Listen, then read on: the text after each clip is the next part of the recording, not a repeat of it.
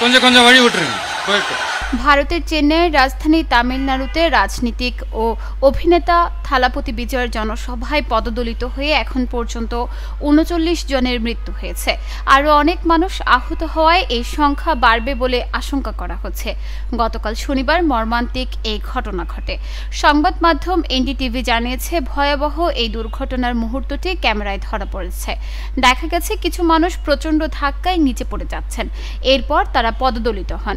একটি ভিডিওতে মানুষকে চিৎকার করতে শোনা যাচ্ছে। তারা তখন বাঁচতে চাইছিলেন। শ্বাস নিতে না পেরে একজন আরেকজনের উপরে ওঠার চেষ্টা করেন। এতে করে নিচের মানুষ আরও বেশি চাপা পড়েন। কিছু শিশুকে তাদের বাবা মায়ের কাঁধে বসে থাকতে দেখা যায়, যারা বিজয় থালাপতির বাসের কাছে যাওয়ার জন্য অপেক্ষা করছিল। এর কয়েক মিনিট পরেই ঘটে যায় এই মর্মান্তিক ঘটনা। এ ঘটনার পর বিজয় থালাপতির বাড়িতে নিরাপত্তা জোরদার করা হয়েছে। নিরাপত্তা বাহিনীর একটি সূত্র জানিয়েছে, সাধারণ মানুষ ক্ষুব্ধ হয়ে তার বাড়িতে যেতে পারে এমন আশঙ্কা থেকেই নিরাপত্তা বাড়ানো হয়েছে। থালাপতি বিজয়ের দল টিভিকে আগামী বছর তামিলনাড়ুর অ্যাসেম্বলি নির্বাচনে প্রথমবারের মতো অংশ নেবে। ৫১ বছর বয়সী থালাপতি এই নির্বাচনের জন্য প্রস্তুতি নিচ্ছেন। এর অংশ হিসেবে বিভিন্ন জায়গায় যাচ্ছেন তিনি।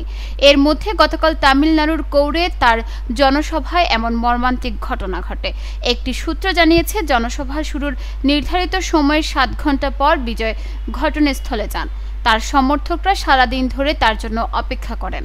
ফলে অনেকে না খেয়েছিলেন। এমন পরিস্থিতিতে তীব্র গরম ও পানির তৃষ্ণা থেকে কয়েকজন অজ্ঞান হয়ে পড়ে যান। এরপর এই পদদলনের ঘটনা ঘটে বলে ধারণা করা হচ্ছে। নিউজ ডেস্ক, চট্টগ্রাম সময়।